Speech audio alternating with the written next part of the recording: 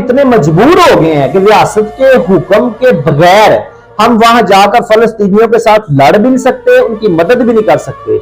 लेकिन यार इसराइली मसनूआत का बाइकाट, ये तो हमारे हथियार में है ना, हम उनकी मसनूआत का बाइकाट करके हम इसराइल को नुकसान तो पहुंचा सकते हैं ना।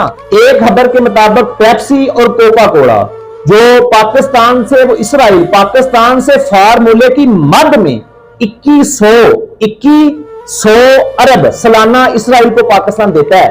यानी पेप्सी और कोको कोला की मद में जो पाकिस्तान दे रहा है ना 2100 अरब, वो फलस्तीन को सिर्फ एक मुसलमान मुल्क पाकिस्तान दे रहा है।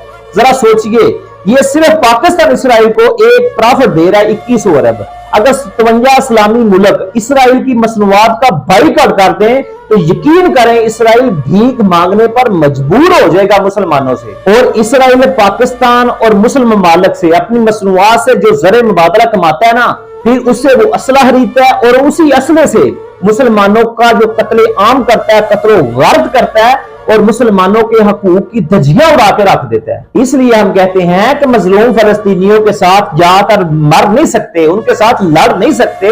जो आपके हथियार में है, ईमान की कमजोर अलामत तो आप पूरी कर सकते हैं ना, कि उनकी प्रोडक्ट का, उनकी मसनूआत का जो बाइकाट करके उनको कम से कम जो माली तौर पर जो उनको फायदा हो रहा है उसका नुकसान तो हम पहुंचा सकते हैं ना। इस तरह अगर हम बाइकाट करेंगे, यकीन करें इसराइल की मेशत जो है ना वो सिफर दर्जे पे आ जाएगी, गिर जाएगी उनकी मेशत। फिर इतने स्ट्रॉन्ग वो नहीं होंगे कि मुसलमानों के साथ वो लड़ सकें। याद रखें, यहूदो नसारा और उनके मामनीन की मसनूआत को ठुकराया जा सकता है, लेकिन मुसलमानों के खून को बहाने में उनकी मदद नहीं की जा सकती।